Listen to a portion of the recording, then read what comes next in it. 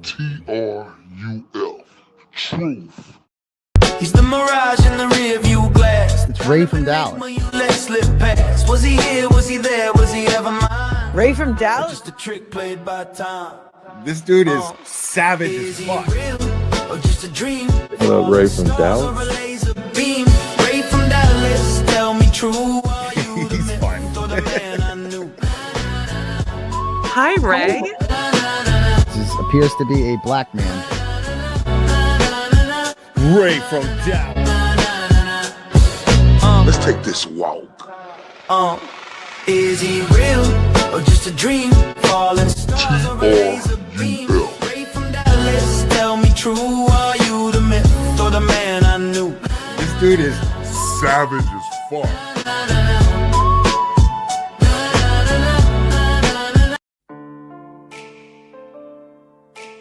Obviously, obviously, yeah, obviously. Obviously, yeah, obviously.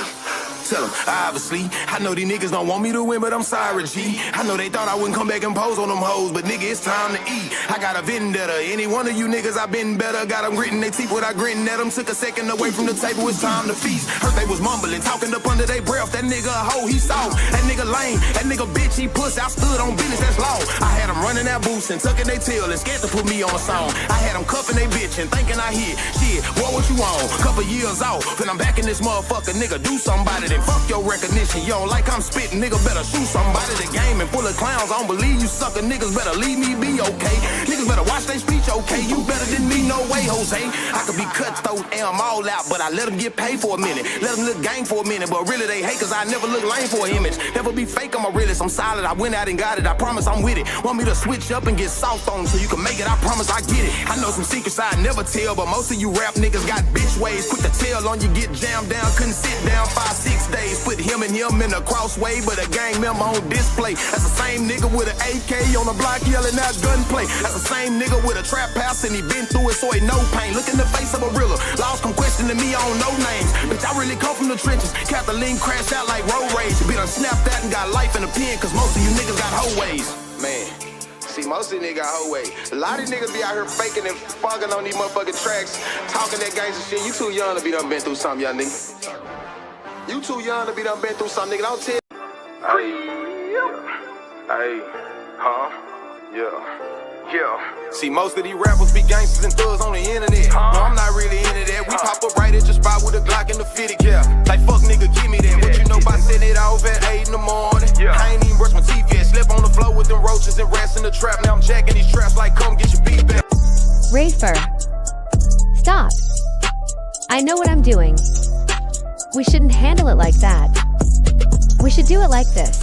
Solid won't fall for no nigga, I rep for the clear, we really be stepping. He say he yell, he probably a pussy, would try me, I'm live with a cancer connection. I see these lanes from afar, I'm on top of my shit like a building, you ain't gotta bash me. I ain't spraying no nigga, you can't get a dollar if you ain't been broke on the couch with me. Eating them spreads in the tension, envision my future like Raven, that look how I'm living. I done had foreign on foreign and fuck that designer, white tees and force, that's daily. I can't see me going broke, my kids gotta eat and that 40 cat getting impatient. Show me a nigga that told you I'm lazy, I bet that same nigga that told you that hate me. We ain't respecting no nigga who can't get his own, but begging like I own something. Calling my phone and threatening my life like he gon' come take it, you know how I'm coming. Stomp on the pussy, whole neck dirty up, my new forces and choke his ass out with my chain. Laugh at her eye while my partner recording the drama, you fuck niggas stay in your lane. Fuck all these niggas and bloggers all on my dick now. Yeah, I'm with the shit now. Ain't no gimmick, I look like a brick in the league now. Yo bitch, it get digged down. I'm a target, you won't catch me without a stick now. They probably will whack me. I'm stinking shit like a bumblebee, keep it out safety. I'm dying to catch a whole lacking.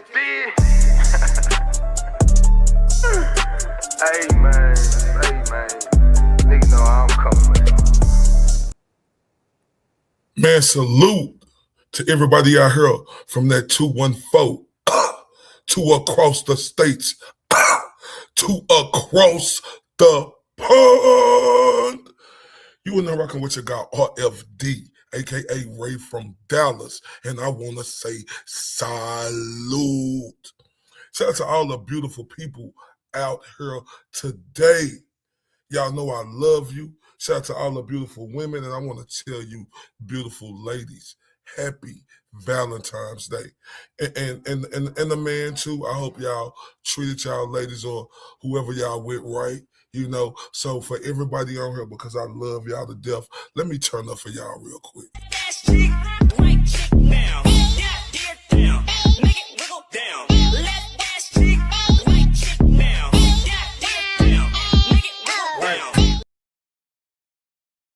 Man, shout out to all the beautiful people on here. The beautiful Mo Isk, she's in the building. Shout out to Perfect Duo Vibes in the building. Jordan Breezy in the building. Raised Bandana in the building. Dusty Rose LA, she's in the building. And the beautiful Uncle Frank, she's in the building. Ladies and gentlemen, who else? Shout out to his Ernest 93, she's in the building. Who else? I don't want to miss nobody. Daisy, she's in the building. Who else? Erica Madden, she's in the building. Can y'all hear me? Let me know if y'all can hear me correctly and well, because I see Erica Madden say, hey, hold up. I want to understand all you say. Please talk loud and clear. You understand? No, I love that. Tell me the truth, the whole truth, and nothing but the truth. And guess what? If people don't like Erica Madden telling me I need to talk up and sound clear, guess what? It doesn't matter what you think.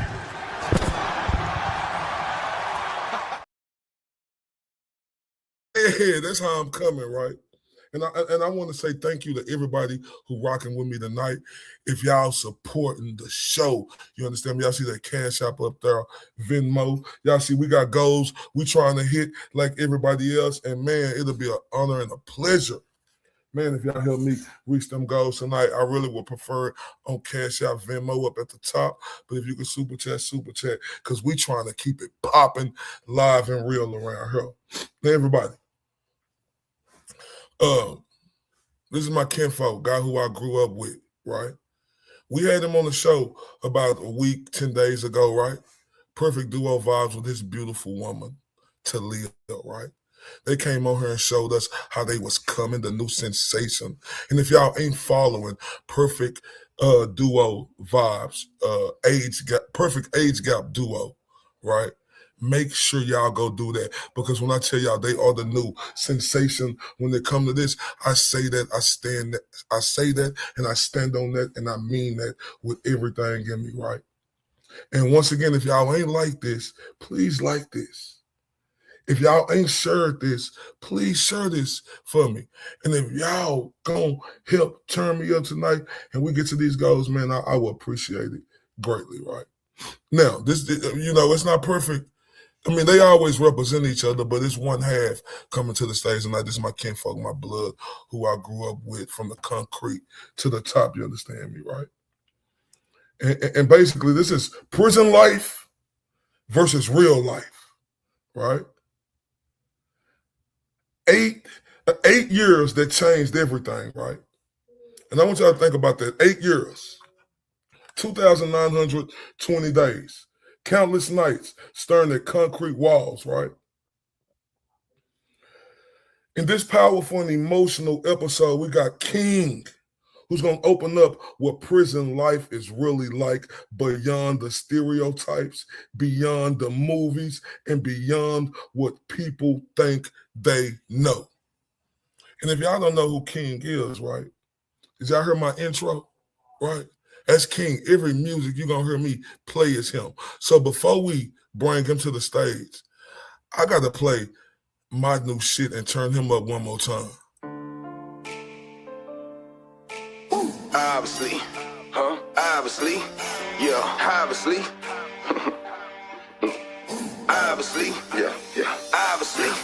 Tell them, obviously, I know these niggas don't want me to win, but I'm sorry, G. I know they thought I wouldn't come back and pose on them hoes, but nigga, it's time to eat. I got a vendetta. Any one of you niggas, I been better. Got them gritting their teeth without gritting at them. Took a second away from the table, it's time to feast. Heard they was mumbling, talking up under their breath. That nigga a hoe, he soft. That nigga lame, that nigga bitch, he puss. I stood on business, that's law. I had them running that boots and tucking their tail and scared to put me on a song. I had them cuffing they bitch and thinking I hit. Shit, what you on? Couple years off, and I'm back in this motherfucker, nigga. Do somebody, then fuck fuck your recognition. You don't like I'm spitting, nigga, better shoot somebody. The game and full of clowns, I don't believe you sucker niggas, better leave me be, okay? Niggas better watch their speech, okay? You better than me, no way, Jose. I could be cutthroat and I'm all out, but I let them get paid for a minute. Let them look gang for a minute, but really they hate cause I never look lame for an image. Never be fake, I'm a realist, I'm solid, I went out and got it, I promise I'm with it. Want me to switch up and get soft on so you can make it, I promise I get it. I know some secrets I never tell, but most of you rap niggas got bitch ways. Quick to tell on you, get jammed down, couldn't sit down 5-6 days. Put him and him in a crossway, but a gang member on display. That's the same nigga with an AK on the block yelling out gunplay. That's the same nigga with a trap house and he been through it so he no pain. Look in the face of a realer, laws come questioning me, I don't know names. Bitch, I really come from the trenches. Kathleen crashed out like road rage. Be done snapped that and got life in the pen, cause most of you niggas got hoe ways. Man, see, most of you niggas got hoe ways. A lot of niggas be out here faking and fucking on these motherfucking tracks. Further ado, ladies and gentlemen, with no further ado, I want everybody from the 214 to around the states, hold up, to across the pond, hold up, to give my kinfolk, King, a big old motherfucking hand clap for that. Hold up, let me do it my goddamn self.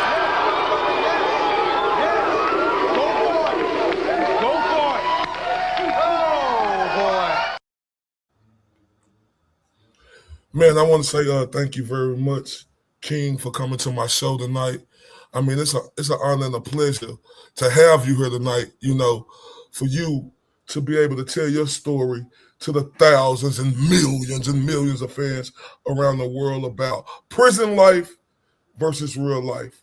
The 8 years, right, that changed, you know, everything, right? And before we get into it, right, I want to let everybody know I love y'all to death with everything in me. Like I said, I want y'all to like and share this, right? Because we really finna get in it tonight with my kinfolk. And y'all already know about him, but if you don't know, you're going to know today. Now, King, what's popping, my guy? What's good? Man, we chilling over here, man. Like I said, we see y'all doing big things over there on Age Gap Duo, right? Over 20,000 subscribers in just a matter of months. That's amazing, but we will get to that later, right? I want to jump right into it. This is my first question to you, King. What was going through your mind the first night you walked into prison? The first night I walked into prison, or the first night I walked in the county jail? Well, let's start with the county jail first. It was a lot of shit going through my head. I was worried about bonding out. I wasn't worried about shit else. You know, you had already seen the movies, the TV shows of how jail really was. And, you know, to me, it was just like in the hood. So I wasn't really fearful of shit. It was just more so adapting.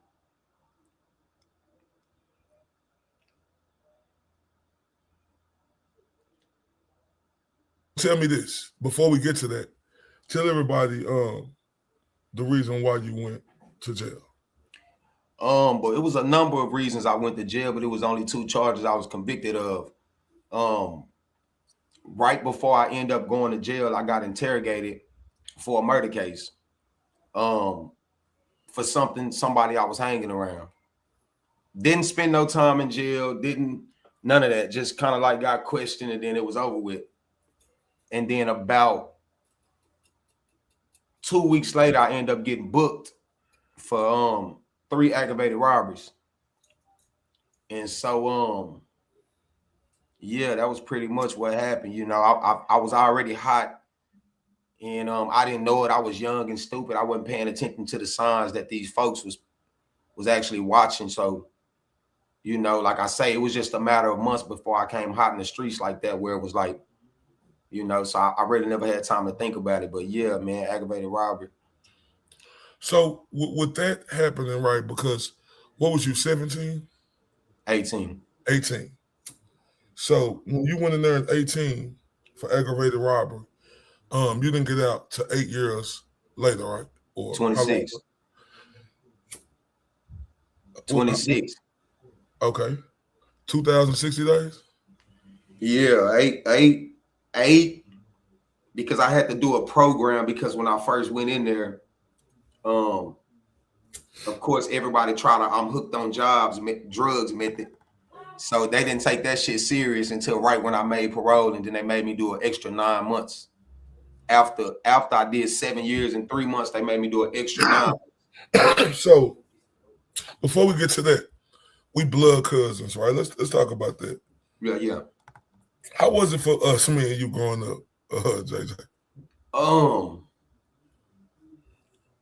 Most people would look from the outside looking in, and they would think everything was good, like everything, like we just had it our way. But people don't know what the shit we had to go through in order to become the people we are today. You know what I'm saying?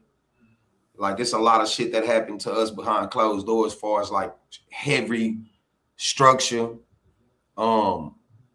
just your conditions being raised up, man, and just being conditioned a certain type of way that you a man. You're not supposed to cry. You're not supposed to whine. You're not supposed to pout.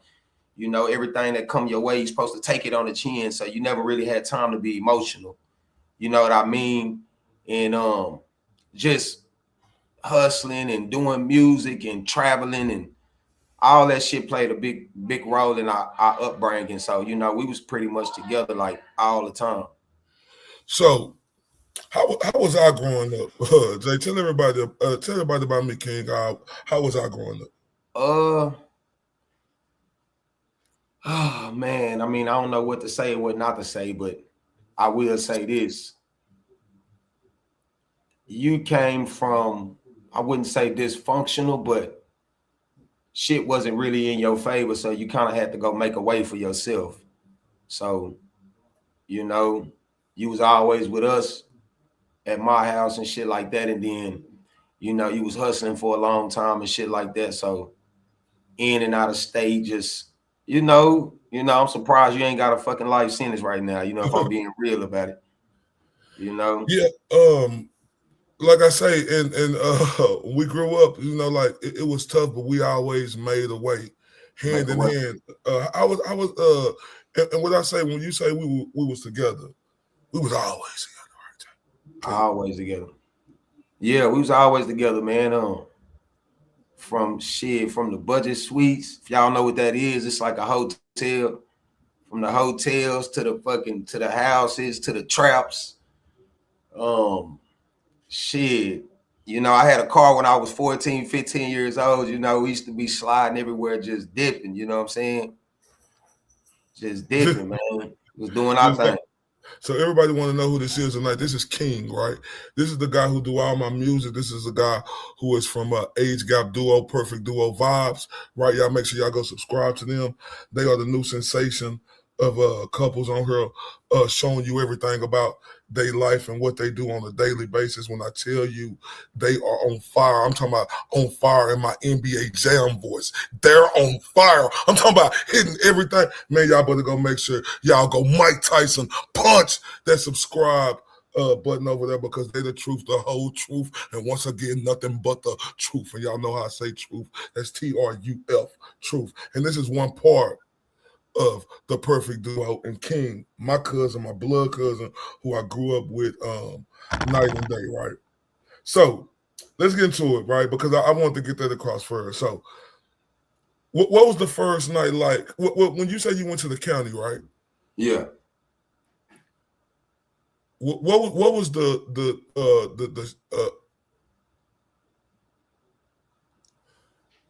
how fast did you realize that they had their own rules in the county? I don't know. I don't think I never really paid attention to nobody's rules because I was young. Like I said, I was hot-headed, and it was my rules. Fuck they rules. So, you know, they kicked my door in probably like 6 a.m, and then they kind of like wing you into the jail. So they take you to interrogation for 10, 11 hours, don't feed you. They want you to talk. You know, by the time they realize that you're not gonna say nothing, then they kind of like slide you in. So you got to go through a holding facility, and you sit in there for 3-4 hours. And like I say, people don't really understand that part of the game because you don't really have time to think about what's going on in front of you. You know what I'm saying? Your whole concern is being on that phone trying to see, can you get a bond, trying to figure out what the fuck gonna happen next. You know what I'm saying? Me personally, I just kind of like accepted my fate to know like I'm probably never gonna go nowhere. Cause I knew the charges that I was facing was serious and I knew I had victims. Yeah, and so in the county, I know everybody be praying and hoping, you know, everything praying and hoping and and charges. Go to prison. I wasn't really one of them ones. Like I said, I had accepted my fate. You hear Kim? Is that yeah, me? can you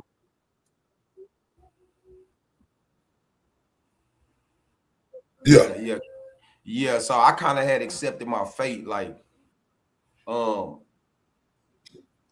I had accepted the fact that, you know, I had did what I did and it was a possibility I wasn't going nowhere. So in my mind, I knew I wasn't gonna beat no charges. I knew it was over with for me. You know, I knew I was out here fucking up. So, you know, and when they had me, they just couldn't get me to snitch, but I knew they still had me. They just couldn't get me to just say, you know, that's me.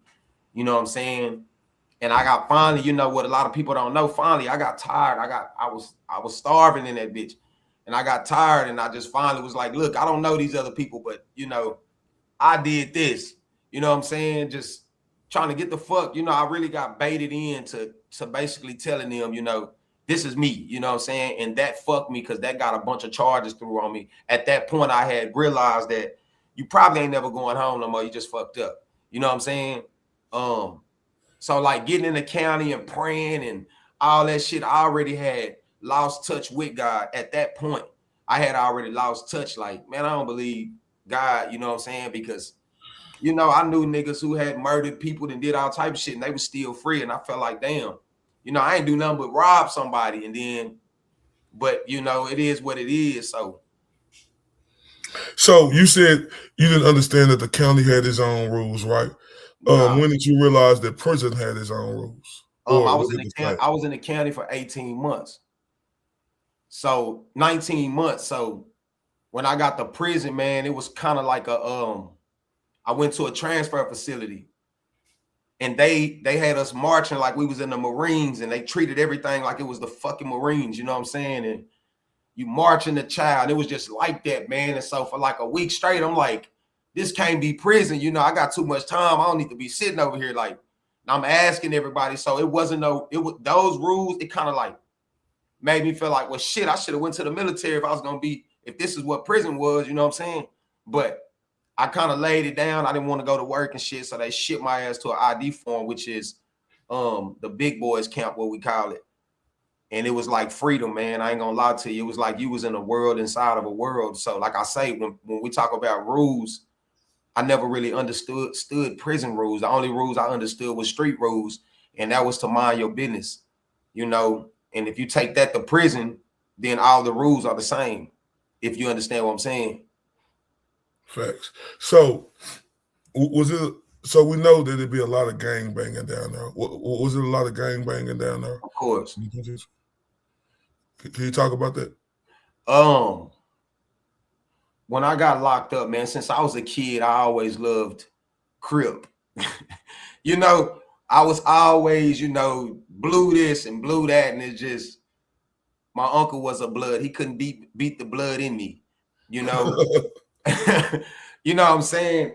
And so when I got the, you know, the cats I was fucking around with, you know, they was neighborhood and, you know, and they seen something in me like, man, this fool ain't scary. He loyal and he this and he that. And I met a lot of people along the way in just a short period of time. So once I got locked up in prison, it's kind of like all of these different people that I had met along the way when I was committing crimes, they was down there. So they was embracing me.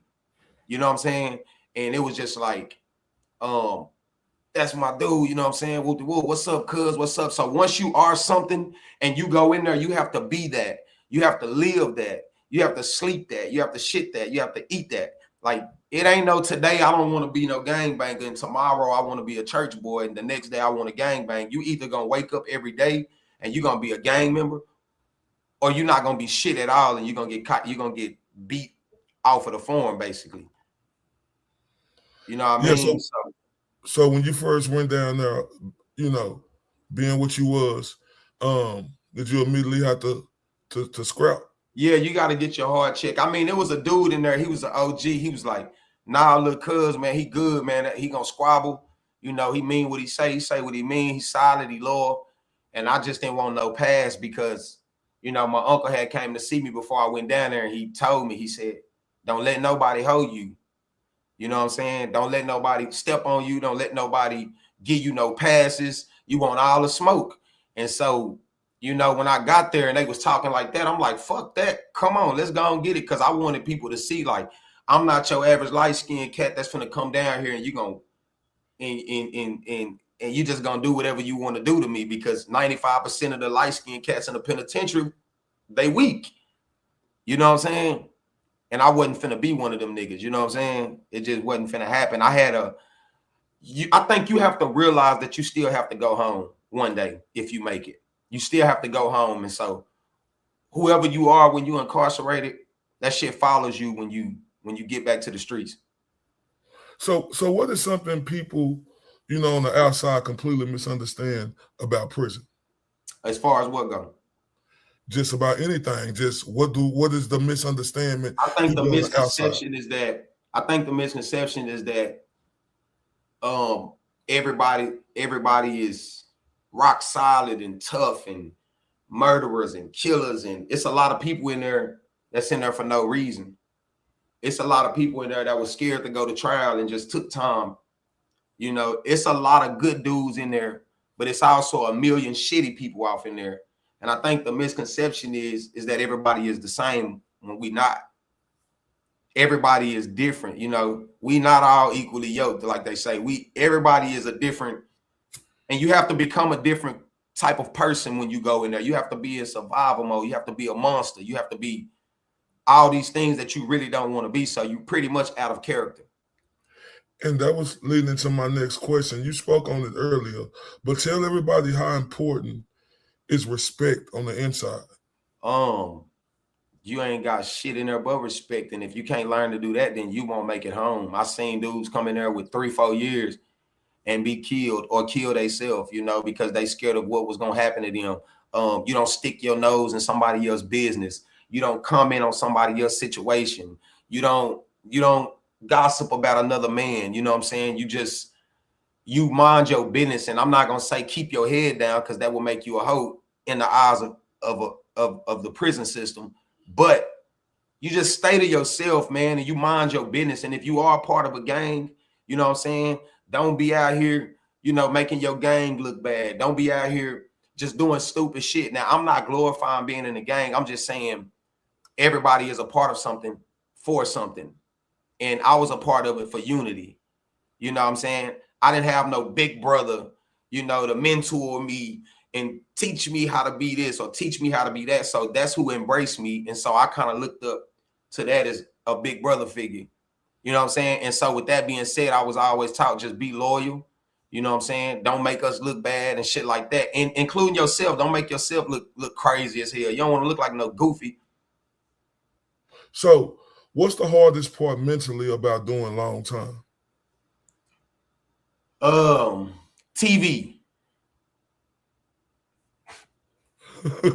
TV. Not no nigga, because I'm gonna squabble. I don't give a damn about no squabble. That ain't nothing. It's just TV. Just when they play something on, like I wasn't really a TV watching type of guy. You know what I'm saying?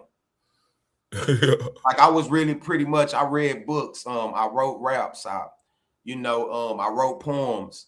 I wrote down what I wanted to do when I get out. I never really worried about TV, because TV is like, you see something in it, you like, damn, man, I wish I was free. I want this. I want to see that. You know, it fucks with your mind. It'll make you go crazy. So I was pretty much away from that TV. Unless it was sports, I wasn't watching it.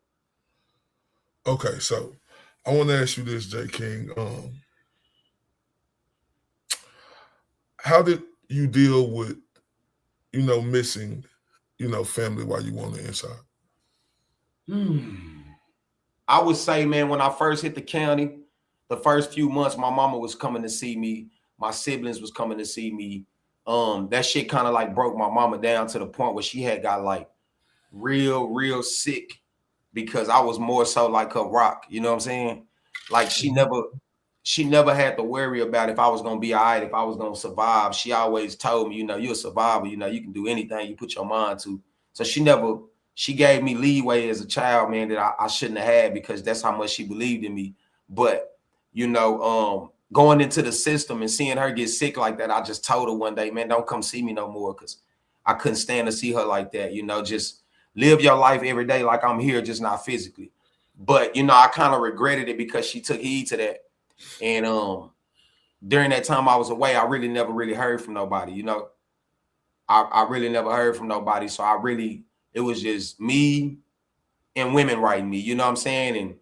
And I never got a visit from my family. And my sister that got killed, I got a visit from her, but I never really got visits from nobody but the women I was talking to. You know what I'm saying? And so with that, it kind of like created like a distant love between me and my family while I was incarcerated. So it's like the people you grew up in that house with every day, you love them to death, you still love them, but you don't know who they are because they growing without you while your life is on pause. Okay, yeah, and we're gonna come back to that as well. I want to ask you this: when you was in there, did time move slow or fast for you? Fast. Why did it move fast? Fast because they got you routined. So let me ask you this: what was a typical day inside really look like? Wake up 4 o'clock in the morning, just from morning to night. You wake up at 4 o'clock in the morning to eat breakfast. 5 o'clock, I'm working out. I used to run 6 miles every morning when I woke up. So by the time I get finished running, I go back, eat me some oatmeal. Then they call me out for work. I was an officer barber. So I'm cutting hair, mingling with the laws and shit like that. And then by the time they get off at 7, they get ready to change shift. My shift is over with. I go back to the dorm, to my cell, eat. And then rack time at 10 o'clock. And then they counting you every 2 hours up until 3:30 when they wake you up for breakfast. So you never really got a chance to sleep good. And before you know it, your day gone. And then you got characters in there. Like you got some of the funniest comedians in the world. Ain't Mike Epps, Kevin Hart ain't got shit on them. You got some of the best basketball players in the world. You got some of the best storytellers in the world. So you never you don't spend your time thinking about society. You spend your time thinking about what's in front of you. Man, shout out to the beautiful Mo S. Shout out to Akasha real quick. I seen y'all. Let me turn up for y'all. I really love y'all and appreciate y'all. Let me turn up for y'all real quick for that.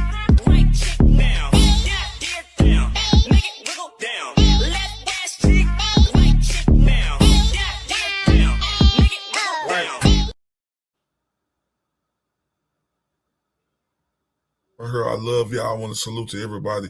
I don't want y'all to think I'm missing y'all. It's just, when I'm doing my interviews, I got to stay focused, and I apologize if y'all feel like I ain't saying nothing. But let me ask you this. What, you told us about a typical day inside, right? So what's the most dangerous mindset to have in prison? It's to think it's to not believe that everybody is against you. You need to wake up every day like it's you against the world, because the most dangerous thing you can do is be unaware and not ready. So you need to build your mind and your body like a machine. You have to become a machine inside those walls. You have to always be prepared, because at any given day, something can happen and the weakest link will fall. So how did you trust people inside? I didn't trust people. I didn't trust people. I didn't go into it with that mindset to trust anybody. I always knew that at any given moment, it was me against you. And if you had to pick you, you're going to pick you. If it was me and you going to pick you. You know what I'm saying? Yep. You're going to pick you. No, I agree with that 100%. You spoke on it earlier, right, when you went to prison, and everything grew without you. No family members was coming. Just the women you was with was writing you, right? Mm-hmm. This is my next question. How does prison change your emotional reactions? Oh man. Some people come home with PTSD. Some people come home with all sorts of shit wrong with them. I came home with an aggression. You know, I came home with aggression. You know, as far as like, it made me emotionless to a point where when something bad would happen, I guess I was supposed to cry, or I guess I was supposed to be hurt. And although I was hurt, I might not have been as hurt as most people would think I should be. And it's because, I mean, you spent 8 years and 3-4 months by yourself, and all you got is you learn how to, you balance your emotions because you've been trapped inside of a mind state where you wasn't allowed to show emotion. So you can't raise me in the system and teach me that it's not okay to show emotion and then let me out and then expect for that to just change. That don't work like that. So let me ask you. It's going to take you damn near the same years you was locked up, double that, just to get back in touch with the emotional side of yourself. Okay, so let me ask you this. When you speaking on that, did you ever feel numb while you were locked up, and what kept you mentally strong if you felt that? I felt numb every day to the bullshit, to the people around me, to family, to friends, to people if they wouldn't write me. I never got mad. I never blamed nobody. Oh, you not this. So I was always numb, and you have to become numb or else you will lose your damn mind. You will lose your mind. You have to become numb to your emotions. You have to become numb to what's going on in society. You have to become numb to everything. Otherwise, you're going to be an emotionless bitch. Now, I'm being completely honest with you. You're going to become an emotionless bitch because you're going to be sitting there, an emotional wreck, just complaining, crying, worried about shit. You need to be numb to the situation. Let me ask you this, J. King.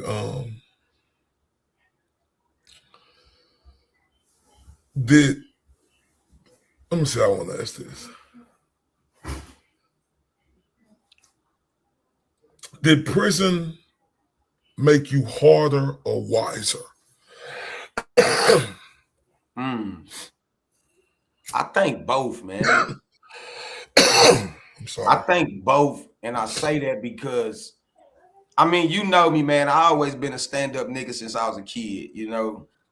Like, Yep. I ain't never ran or tucked my tail or nothing like that. But when I say hard, I don't mean physical. I mean mentally.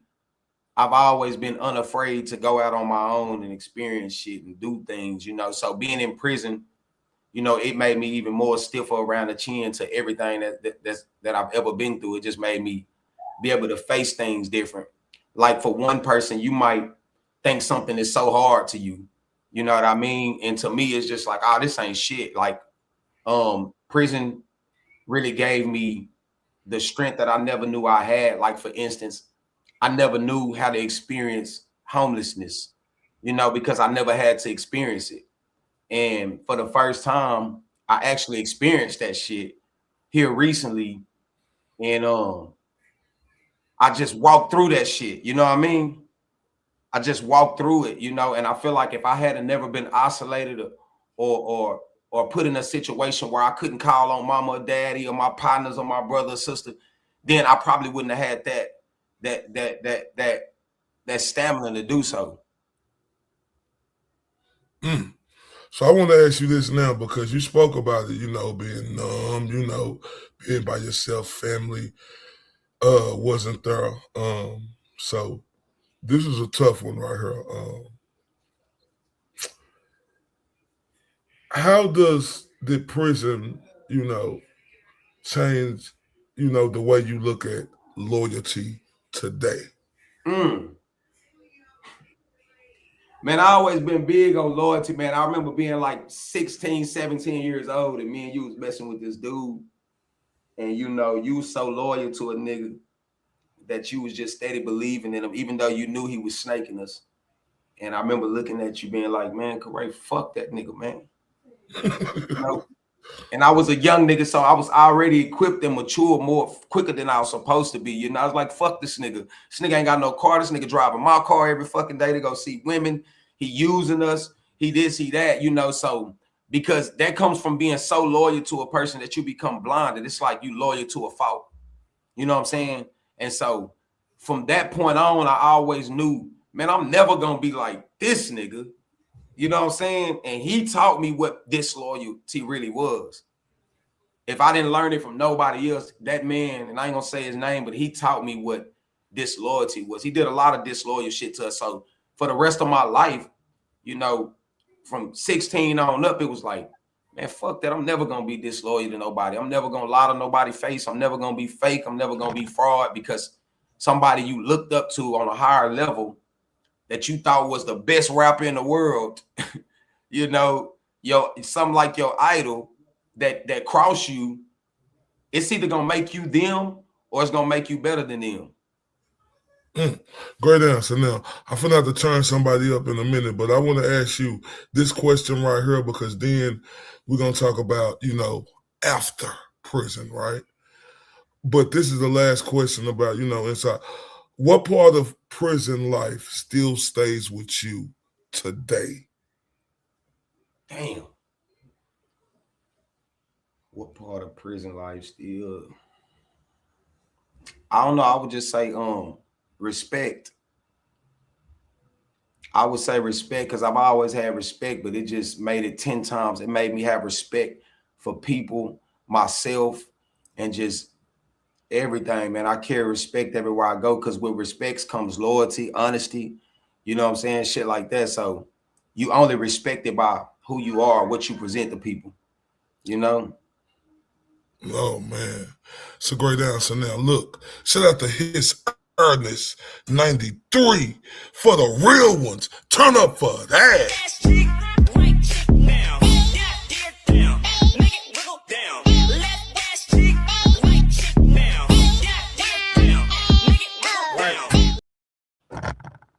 Man, hold up. They say J. King speaking the truth. Shout out to the beautiful no _ pilfer.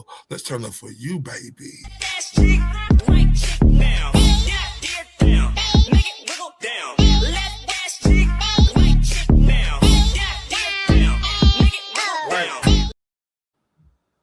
Man, y'all know I love y'all to death, right?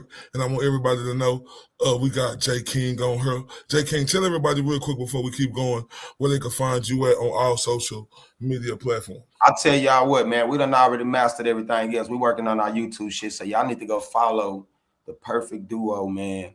We got a lot of good shit coming. Reality, none of this. You know, I think life is more serious than people take it as. So y'all make sure y'all go follow The Perfect Duo, man.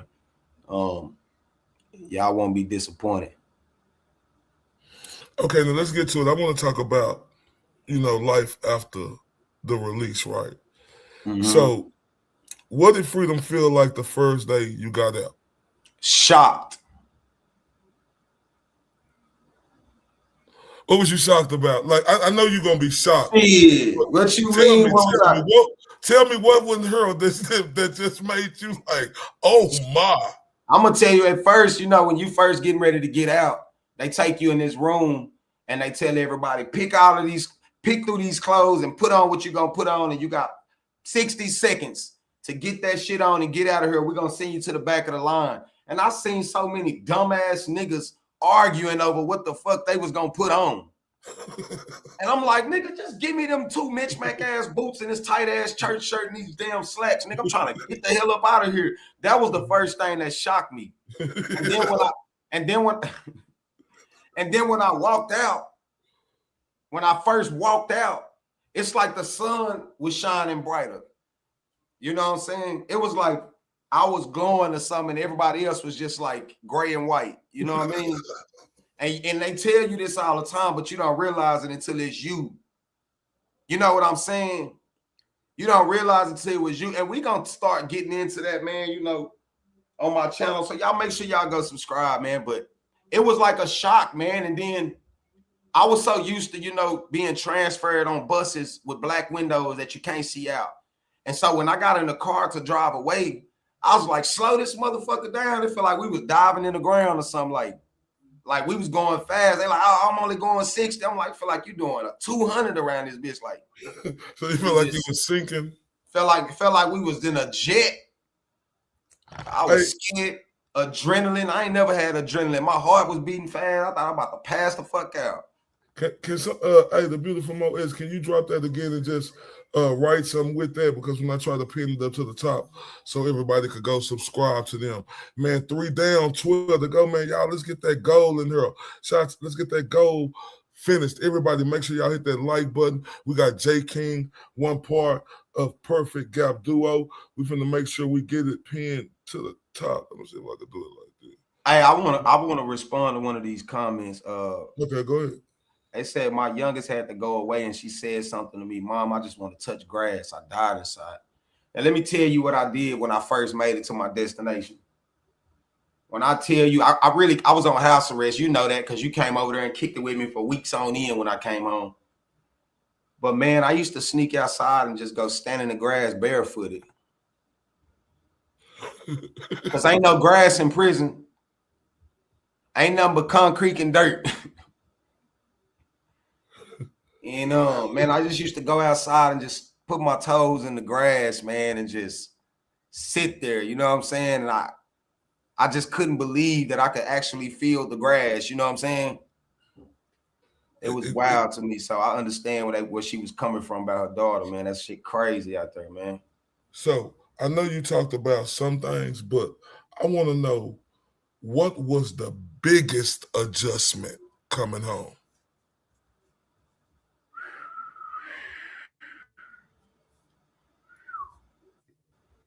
Whoa. I think the biggest adjustment coming home was people.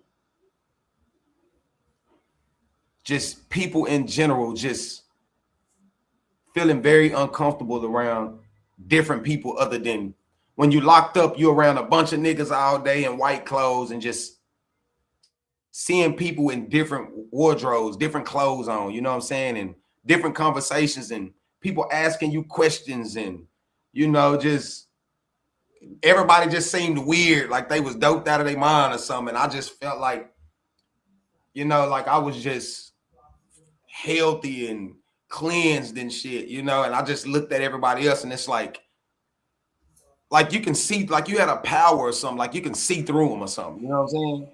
Yeah. So you just didn't want to be around them, you know, you just felt cleansed or some shit. I don't know what they put in the food, man, or some shit. I don't know, but you feel like you got a superpower. So let me ask you this. What, like, I know you said everything was different, right? But what changed the most while you were gone? Before I came home, right, I had signed up for college, man, business accounting, man. And right before I came home, I told XYZ, man, hey, get me a computer. Give me a computer. So I can go to school when I come home. You hear me? Because I was dead ass serious about this shit. And that next morning, that person said, your computer downstairs on the couch. And in my mind, I'm like, the fuck you mean on the couch? But let me go down here. I'm thinking there's some shit I got to put together. Because, you know, things in the system don't upgrade. You know what I mean? Yeah. So I go down there. That person come back downstairs like, what you doing? And I said, shit, where the computer? Said right there. So I'm like, what the fuck is this? And I grabbed it. They said, I said, where the keyboard at? Said, open it up. I'm like, what the fuck? I didn't know they didn't have no damn laptops when I left. And another thing is, when I first got in the car, they gave me an iPhone 6. This is how long ago this shit was. I said, where the fuck is the buttons? I said, where the buttons at? What do you mean? How the fuck do I work this shit? I'm talking into the phone. Call mama.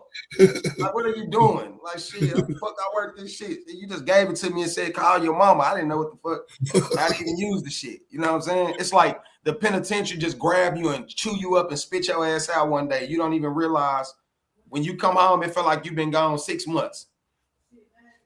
So let Did you feel pressure to catch up immediately?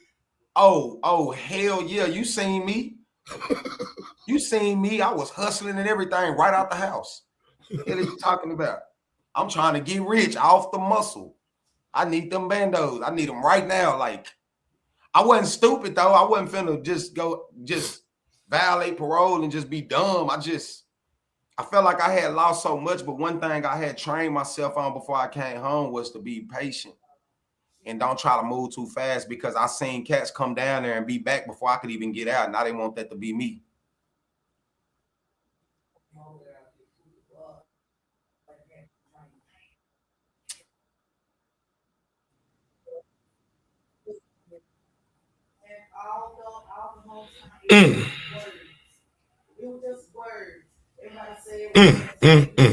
So let me ask you this. Can you hear me, Jay? Yeah, I can hear you. Can you hear me?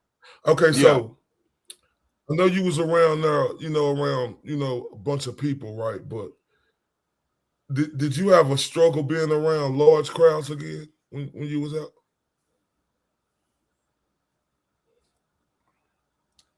I don't know. You know how I was when I got out. I just didn't like people.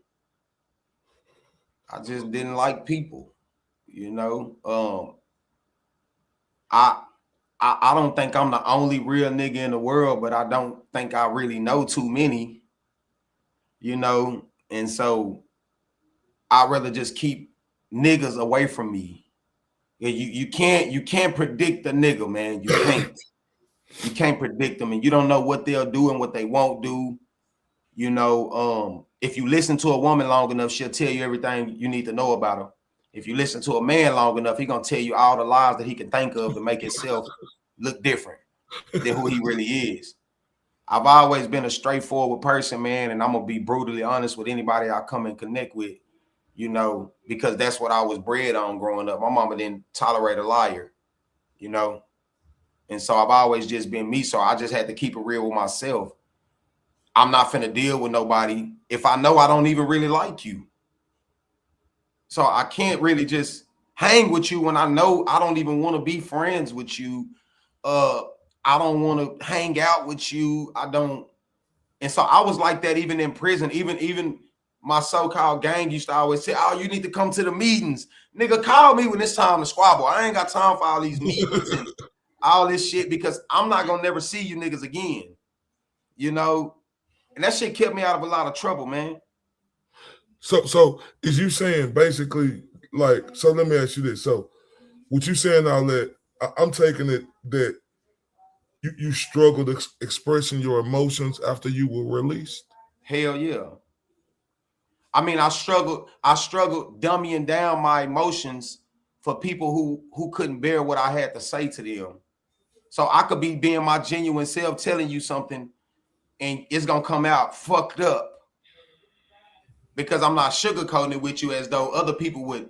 If they wanted to tell you your shoes were ugly, they would be. If they wanted to tell you your wardrobe was ugly, they would be like, "Oh man, that's cool, but I would have wore like this." Me, I'm gonna be like, "Man, that shit is ugly." You know what I'm saying? I don't know who the fuck told you to buy that shit. That shit ugly. You know what I'm saying? Okay, I got two more questions, about the release. Then we're going to get into relationships and personal growth. This is a two-part question. I want you to answer both of them. All right. What's something prison taught you that actually helps you in real life now? And what's something prison taught you that hurts you now? What prison, I'm going to answer the hurt first. What prison taught me that hurts me now is to be too fucking hard. Okay. It taught me to be too hard, like, as far as, like, even in relationships, it's like, I'm just now at 39 years old getting to a point where I'm still learning how to communicate. You know what I mean? Like, I'm still learning how to, okay, even with my woman, it's like, fuck, my bad. Let me reword this because that shit came out all fucked up, after the fact that you done told me that it hurts you. So I'm going to argue with you and try to stand behind what I said was the right way to say it, when deep down inside, I know it wasn't. And in prison, you don't have to do that. You know what I'm saying? Yeah. So I want to stay right there real quick. What are you working on now to fix that, to make that communication better? You need a good woman with patience. Because if you Now, never, I'm because I sorry. would say this, we as men, we can be millionaires, but with a good woman, we could be a fucking billionaire. You know what I'm saying?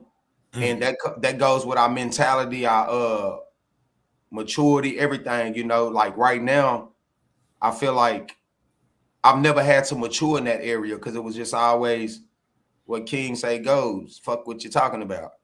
You know, and now that I'm in a relationship where somebody is telling you, you know, hey, this is fucked up. You know what I'm saying? Like, you need to stop this. You need to stop that. And having patience with you and watching you flash out time after time and still right there, you know, it takes a lot of fucking love to get you to be a better person in that area. Yeah, and I want to get to that, but what something prison taught you that actually helps you in real life now? Shit. Prison didn't teach me shit that helps me out here. Okay. Prison taught me how to be isolated, to not like people. And there's probably some good people out here, but Jay would never give them a fucking chance because I don't know what you capable of. Prison taught me to be hard than I already was. Prison taught me not to trust people. You know what I'm saying? You know what? I'm gonna take that back. You know what prison did do for me? I got my GED. I got my HVAC license. Everybody get that. This ain't no fucking college degree in there. It ain't nothing to be proud of. You just something you do to look good for parole. So half the time you ain't even fucking paying attention. You there for the certificate so parole can say he's a changed man. So, okay, now I want to taught me discipline though. That's what I'm getting to. It was discipline. You know, you got to be disciplined to get up and go to school at 5 o'clock in the morning. You got to be disciplined to take your education serious. Because I didn't have a high school diploma. I went to jail in the fucking 12th grade. You know what I'm saying? Yeah. So look. I know I know you right, and I know you in a relationship now, and I know you feel like you never was in a relationship. So we're going on a relationship and personal growth now. How did prison change the way you love in a relationship? Man, when I always strayed away from love, you know, because even though I was in a relationship for years and I sit back and I look at my past, I don't feel like I actually ever loved that person in a relationship manner. You know, because prison had, I was conditioned from 18 to 26. And as a man, those are your growth years. Those are your years where you growing into yourself and who you gonna be. And being that I was left and forgotten in the slums, you know, it made me scared to love people because I know if I love you, I'm gonna love you to the moon and back. And so I had to wait until I was ready to allow somebody to love me so that I can love them in return. Man, hold up. Now, let me ask you this. What was the hardest part about dating after prison? Loyalty. I wasn't loyal to nobody but myself. I wasn't loyal to nobody but myself because I had to be, because that's who I had to be for so many years. And I think that's what that person didn't understand. I had to be loyal to me. And the loyalty to me was being honest with myself, saying, hey, man, you're not ready to do this.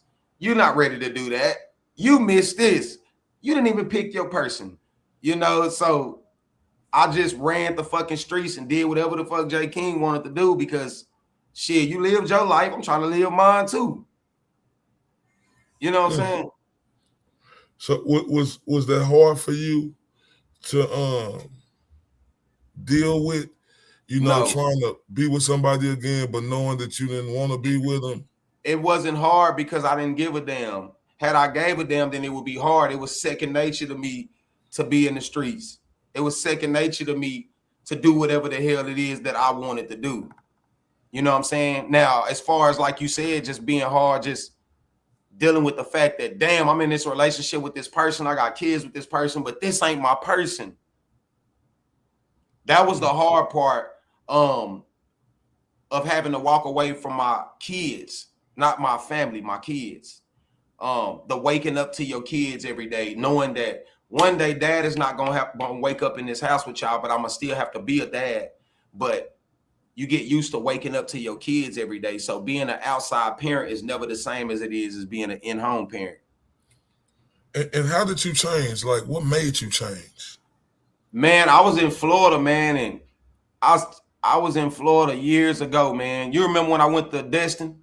Mm-hmm. Or was that Destin? Yeah. I think I was in Destin. I had met this dude, and we was out there on the beach and shit. We was kicking it, balling, having fun, and he said, he was talking to me, asking me about my kids and shit, and he just said, told me I need to take life serious and this and that. And he asked me, did I have a woman? I was like, yeah, but shit, I'm gonna do what the fuck I want to do.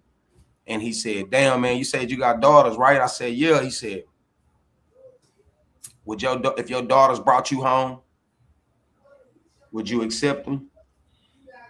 And I laughed at him, I was like, you old hating ass nigga, just, nigga, you just hating it because a nigga young and got money and nigga having it, fuck you, nigga, you lived your life. But years later, man, I think I was about 35, I seen this dude again. I seen the nigga again, and he was in the city. And he said, you don't remember me? I'm like, hell nah. It's like, you remember whoop de whoop? He told me, and he said, you didn't think about what I told you? But see, what people don't understand is a man is self-check. Can't nobody, no Bible, no beautiful woman, nobody can tell you to get your shit together. You have to wake up one day and say, man, I'm done with the bullshit.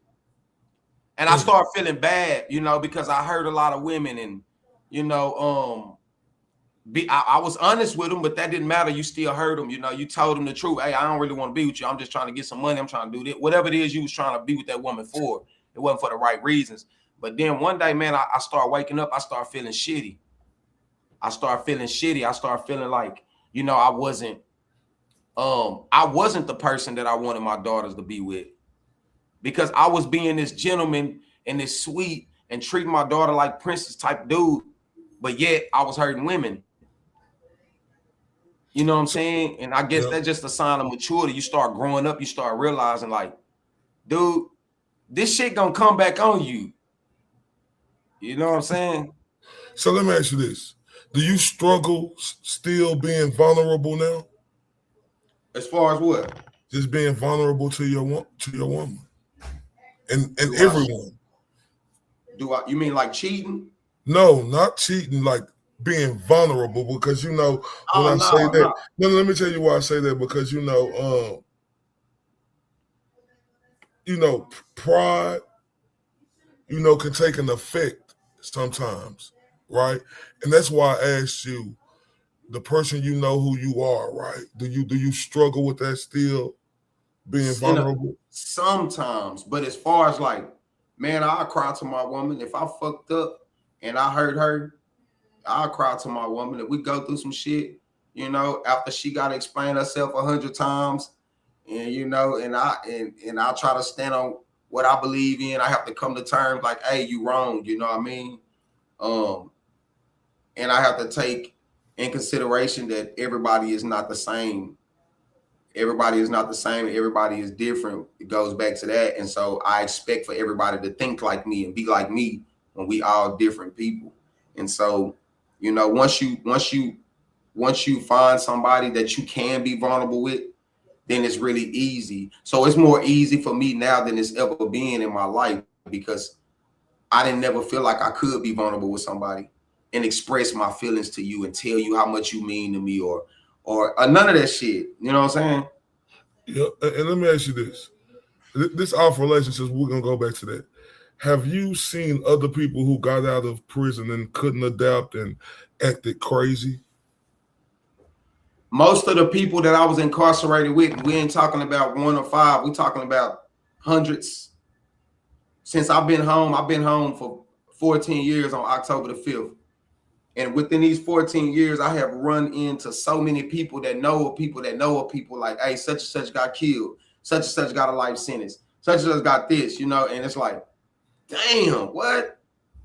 You know, and then they see me and they're like, damn, bro, when you get back out? I'm like, I never went back. What the fuck are you talking about? Like, you like smelling nuts and butts? You like smelling another man shitting above your head while you sleep? So I had to make a promise to myself and tell myself, no matter what I do, I'm going to always move.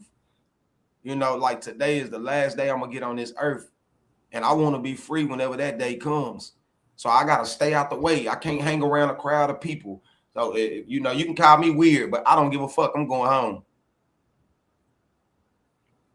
So on the personal growth, how do you rebuild trust with the family you love? From being locked up to coming back? Yes.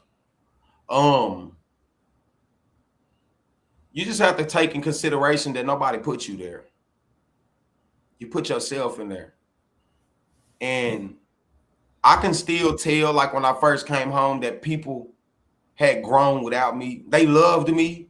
They was happy to see me, but they had built a connection between each other that I didn't no longer have with them anymore. You know, and it's not that they didn't love me. It's just the fact that their life, they have grown together and I have grown by myself. You know what I mean? Mm-hmm. So I had to grow by myself. You know, even if every once in a while I got a letter or something, it wasn't about, I didn't see you. You know what I'm saying? As far as my sister that died, man, she would come see me. Every time she had a kid, she would bring her kid to come see me. She would put money on my books. She would send me a card. So I got a chance to grow with her. You know what I mean? It was different. You know what I'm saying? So when I came home, me and her had a different type of connection than the rest of my siblings. Although I still loved them. I was still going around them. I was happy as fuck to see them, but I was more familiar. I'm going to say that. I was more familiar with her. So everybody else seemed like strangers in a sense. Mm-hmm. Yep. No, and I get it. I mean, anybody who done been in that situation, they should understand how you feel. And I want to ask you this. If you could talk to your younger self, before those 8 years, what would you say? Like your younger self before them 8 years, before you went to the county and to prison? I'm gonna just take it back to, I'm gonna say, I wish I would have, I would tell my younger self to enjoy being a kid. Yeah. Because that shit do not last long, man. And I was an adult way before I was supposed to be. And I should have just enjoyed being a kid, man. But if I'm being honest, and this might sound fucked up, I don't regret nothing I went through, because I think, you know, God put you in certain situations.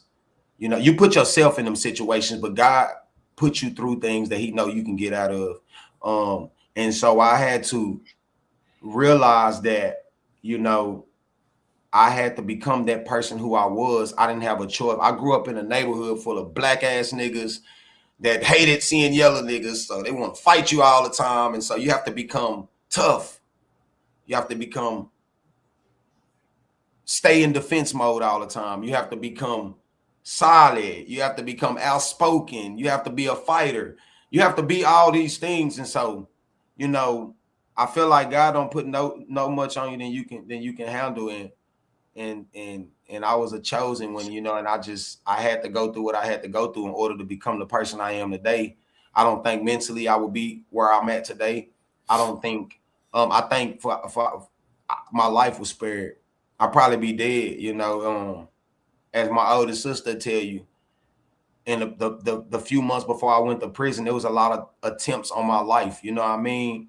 And I probably wouldn't be here if, you know, if it wasn't for God. And through experience, I learned that shit happens to the strongest of us. You notice nothing ever happened to the weak people. It's because God knows they can't deal with it. So he had a plan for me, and I just accepted that. You know what I mean? Yeah, and the one thing I always think about is when, you know, we was in the budget suites. You was 16, Mm-hmm. and we was over them other people's house. I said, man, it's time for you to go to school, bro. You got to go to school. Yeah. Like, this is the one thing I regret, right? Yeah. Then I come back to the house, and I ain't go to school. You was asleep. And I said, man, why you ain't go to school? You know Nene ain't gonna play with me like that. You know that she ain't playing. Yeah. And we got into an argument. It's an argument. I left.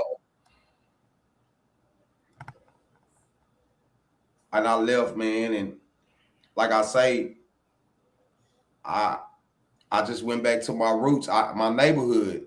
What was there left to do? You know, my big cousin that I grew up with, that I thought he was gonna let me do whatever the fuck I wanted to do because we was close, and he was like, nigga, you need to go to school, nigga. You smart in the motherfucker. Go and get that shit out the way. Your mama tripping. And I'm like, nigga, fuck that, nigga. I'm leaving. I'm out of here. You ain't my daddy, nigga. I'm gone. You know, I wish I could have took that shit and been like, that's a person that genuinely gives a fuck about you, because everybody else wasn't telling me to do the right thing. They wanted me to sell some weed. They wanted me to rob people. They wanted me to do all these different things, you know, sell crack. They wanted me to do all this shit. You was more so like, nigga, you need to be going to school and rapping. Because, you know, if you remember our old producer, I couldn't really record if I didn't have passing grades. He didn't play with me. He wanted me to go to school. He's like, nigga, you smart. Nigga, get your education. I'm going to pay for all your studio time. Those type of people, when you young, you see them as people who mad because they old and you young and you still got your youth, when they really just trying to prevent you from going through what they going through. R.I.P. Mix anyway. Yeah, R.I.P. the Mix. And let me say this, because you have been super successful, right, since you got out. And I want to talk about the success because it's been amazing. I mean, simply amazing. What was because you done had, how many views have you had on all social media? Just view, like the millions of views. If you could just amount the number of millions of views you done had. I don't know, like probably, no exaggeration, I want to say in between like 170 to like 200 million. And that span just happened how long ago? 18 months. So I want everybody to know, this is a guy who went to prison, right? Prison could break you, right? Prison could make you into a crazy person where you could just come out and say unbelievable and do unbelievable things. Now, it can make you that some people, they come home and they turn into poor me's. They feel like the world owed them something. It's only one, maybe out of 50 of us that's gonna actually come home and do something with ourselves. So just imagine the odds of you coming out and you being in that small number of people who actually gonna come out and do something. Like coming home and accomplishing shit that I accomplished since I've been home. Sold over 100 fucking cars. Been around the world, had a business. Just success with everything I touched that I put effort into. Social media was something that I never even put effort into. It was something that just kind of happened. Let me ask you this. With the success, right? Because you done had a lot of success, and I'm proud of you, J. King, and I really mean that, because like you always had that tenacity, right, to be the best. It wasn't on you. It was in you. When I'm talking about being a lion, the king of the jungle, that's just what you always had in you. This is fact, nonfiction, right? How did you shift from a survival mindset to a success mindset? Just never letting your guard down, man, and just always waking up every day and keeping that mindset that everybody is against you. You have to believe that everybody is against you because it's no friends in this business. It's no friends in anything you trying to do. If you meet somebody and you got some shit going on, they are going to kick that door closed on your ass because they want to be in your position. It's not very many people out here who want to see you win. It's not. And it's another thing that I want to tell y'all. You should never be in competition with no man or no woman. You need to be in competition with that motherfucker you stare at in the mirror every morning when you brush your teeth, because that is the only person that you need to be better than every day. You need to wake up and tell yourself, I'm gonna be better than you, nigga, than I was yesterday. You got me fucked up. You know, that's the person. And you can do it in a silent manner. You can say it. Sometimes I say it out loud, but for the most part, I say it in my mind. Because as long as you're not in competition with nobody, you will prosper. You can go through the storm. If you're not worried about what nobody else got going on, you're not worried about falling off, because you're going to keep getting back up, and you're going to keep getting back up, and you're going to keep getting back up. But if you worried about, damn, man, such and such got this, such and such got that, and I'm fucked up, you never going to make it. You never going to get shit. Talk to him. Now, J. King, you was with me when I first started my boxing journey. First off, I want you to tell everybody how huge I am in boxing, and also about all the noise that came my way with people of the celebrities. Yes. I remember before everybody even knew who the fuck Earl Spence was. I remember you had me working on a song to walk down the ring with him. That's how close you was to him. You know what I mean? Like, and I think those people, they loved you until they realized that you wasn't gonna lie to them. That's just from my standpoint. You know, just because I'm rooting for you don't mean I'm not gonna call you out on your bullshit. You know, and everybody can't accept constructive criticism, but you was that deep into boxing that you couldn't be biased. It was no way you could be biased with people. You have to be able to tell the truth. And I think, like you say, capital motherfucking F, you have to tell the truth.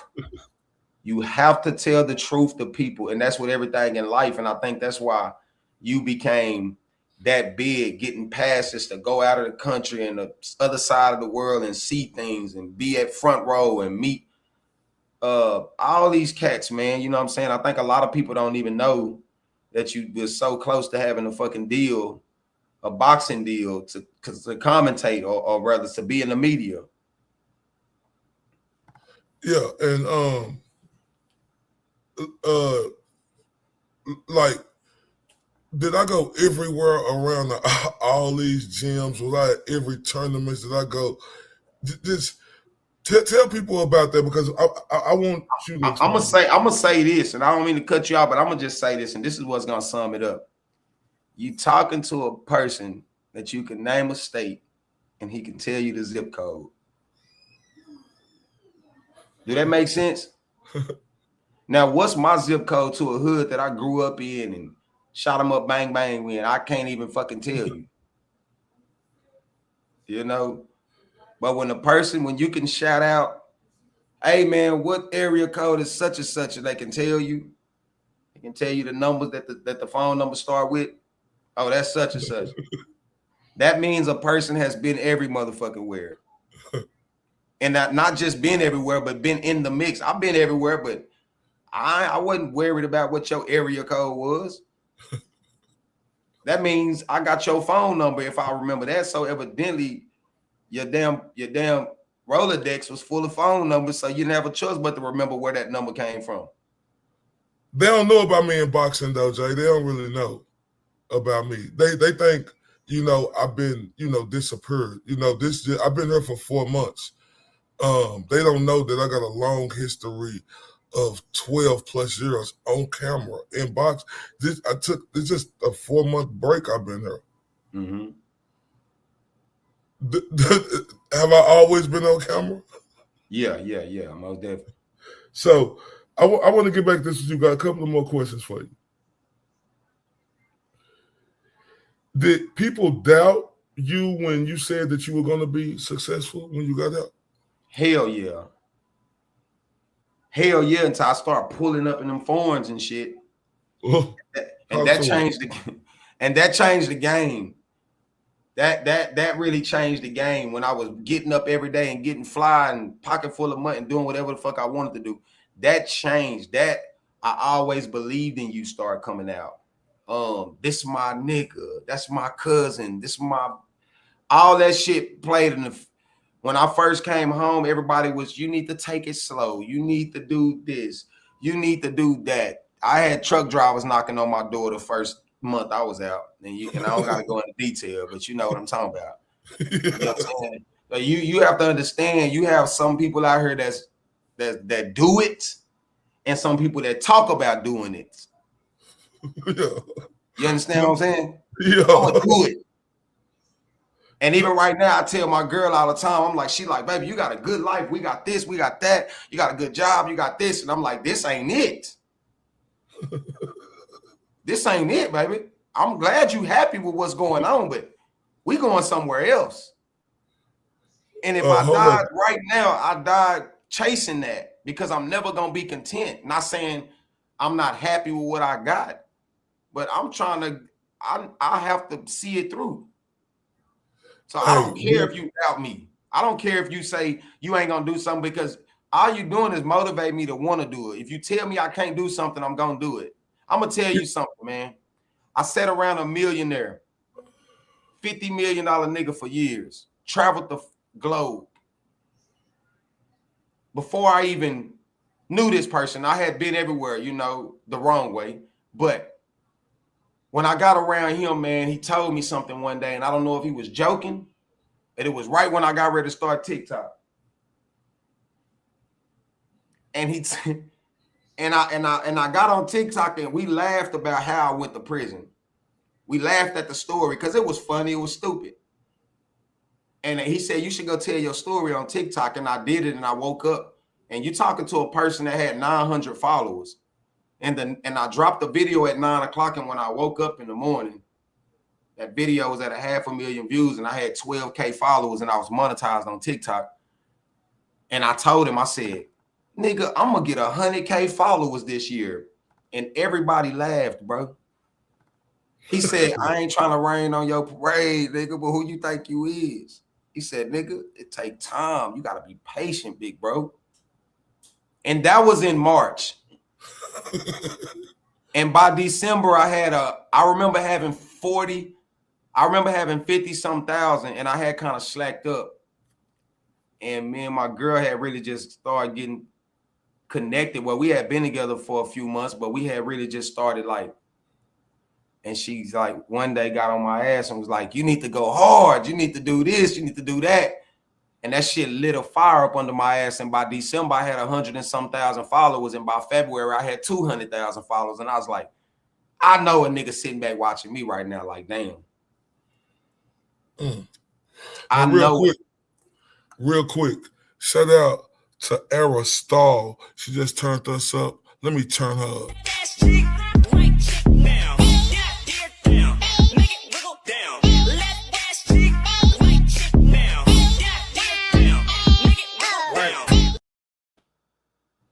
So real quick, I know you talked about that, but about doubting, but how did you handle, you know, like the rejection when doors didn't happen and open right away for you?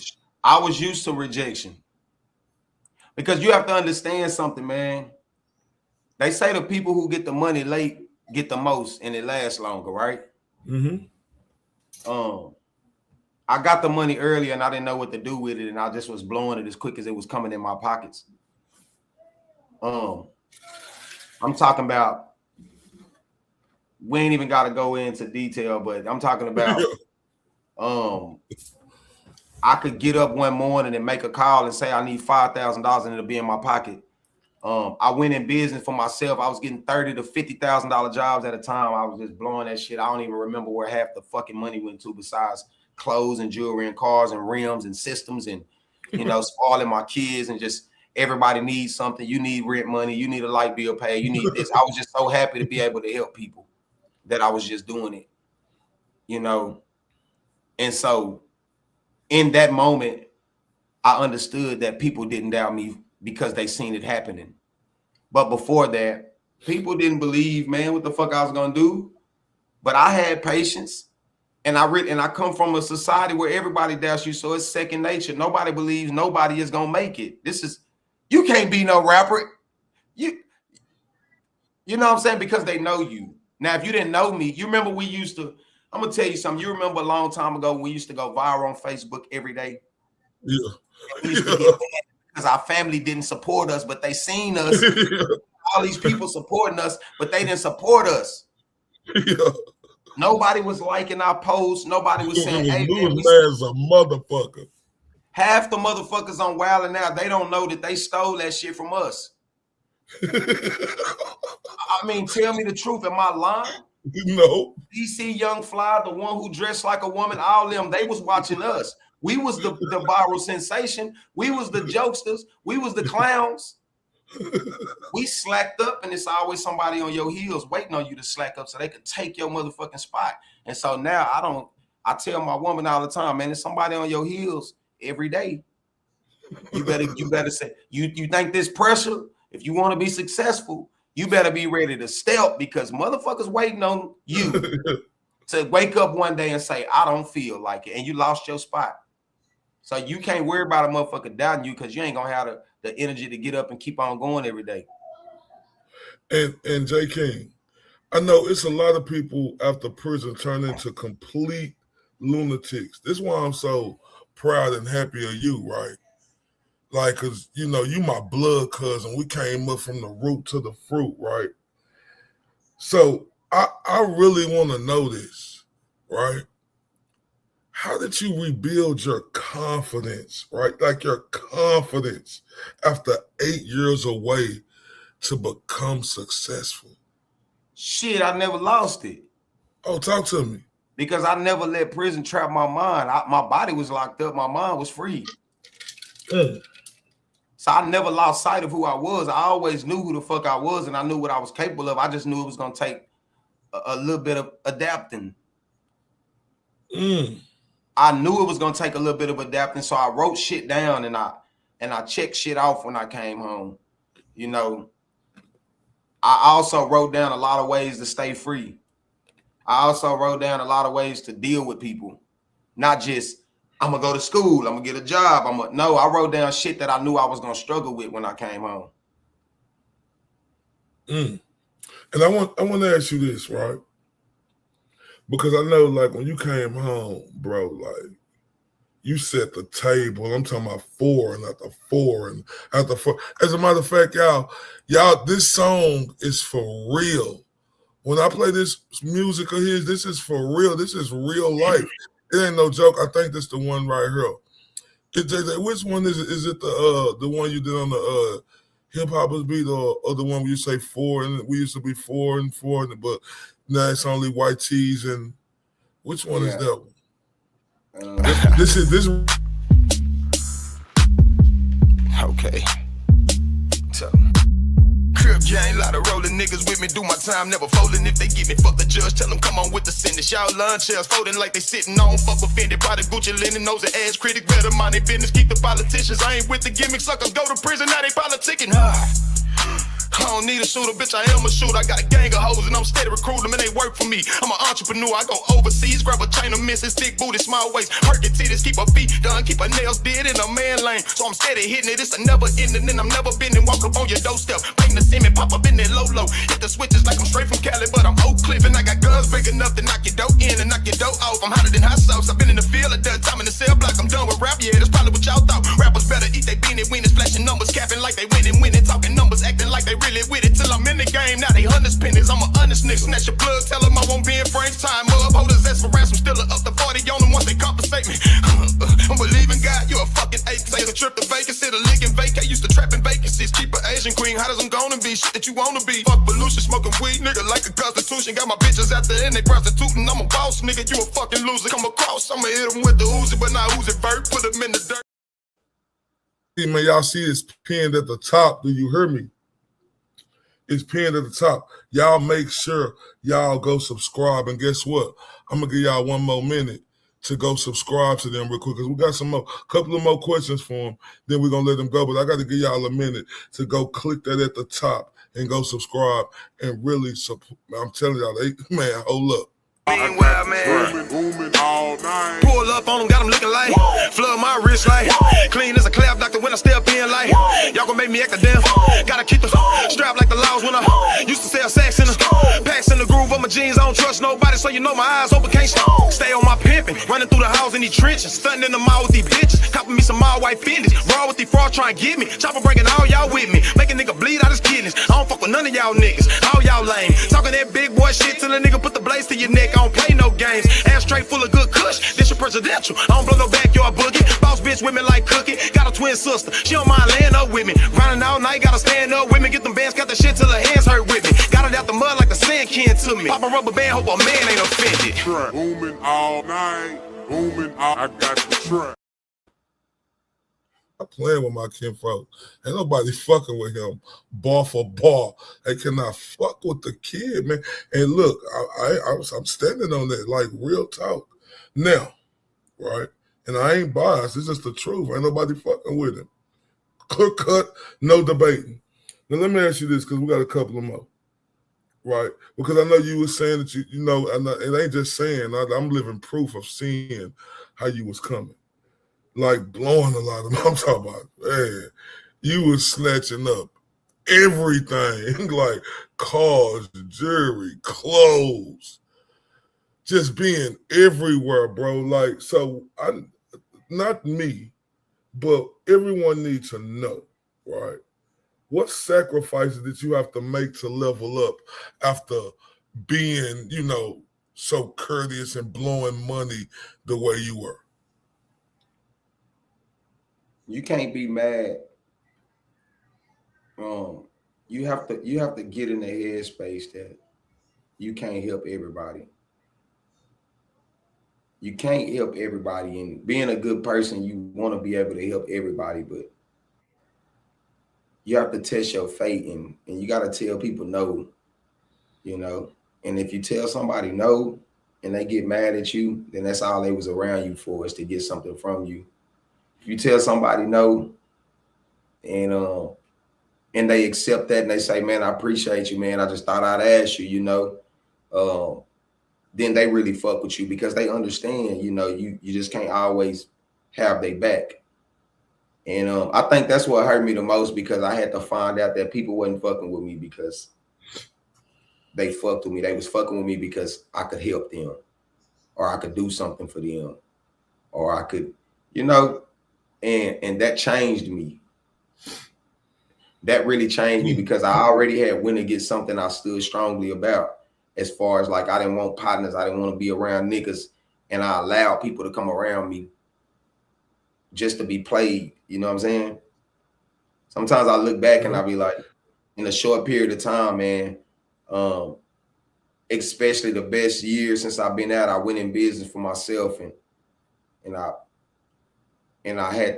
went to go do my taxes, and I had to pay like 13,000 because that year I had made over 200 grand, and I was like, and I had just started my business in March, and by January I owed the IRS, and I was like, damn, money on my cash app in my bank account, money at the house, and I'm like, whoa, shit, I'm tripping, and I'm like, it just started disintegrating because I was trying to please too many people, That was a good spread of my life because I had been grinding for so long and I had never seen that much money before just in my possession at one time. And I remember one day me and you was over there. I don't know if you remember, we was sitting at the house and I just had that money in my hand and I was just like, nigga, this shit ain't shit. You know what I'm saying? Like this shit just, and niggas like, bro, you should do this, do that. It was a time where I was thinking about buying a fucking 18-wheeler when I had my little brother daddies living with me, and that shit didn't go as planned, because, I just was focused on things, materialistic shit. So at this point, you just like, man, if I had it all over again, I would know what to do with it. But I think God had to give me a little bit of what he got planned for me, to teach me a lesson so that when he give me 10 times more than what I had, I know what to do with it. Now look, y'all. I can't do this without talking about the woman he loved now, because I got to give her respect, right? Because I'm gonna tell y'all one thing about my kinfolk right here, right? Like I ain't never seen nobody more like when we was growing up as rappers. His name was Player J, right? Everything about him, he was player. Like when I tell you, he have anything, anyone. I'm telling you, he could get, and I'm telling you, it was nothing. All he got to do is walk outside. Hair could not be combed or nothing, and they was running like Forrest Gump. So the reason why I'm so proud of my kinfolk now, right, is because he found that woman, who he truly loved. And I see he is really devoted to her and she is devoted to him. And I'm so happy that he is happy and they are happy, right? Now, I want to talk about your beautiful woman, right? What's one small thing you do regularly to make her feel loved and appreciated? Man, we probably can't even talk about that shit on this camera because, okay. I mean, I'm gonna just say something that's big to me but small to me in the same sentence. And she probably would know this because she hear the stories like, I know how you used to be. But for me, it's a big thing for me to be faithful and loyal to just one woman, you know what I mean? And not think about fucking off or lusting over another woman. I'm a man just like any other man. I might see her ass and be like in my head, damn, my ass fat, but it's not to the point where I feel like she make me want to cheat. You know what I mean? So for me, I think she knows like I'm not perfect, but she know every woman want a man that they know is only fucking with them. Yeah. And look, I know that for sure. And look, this is the thing right here.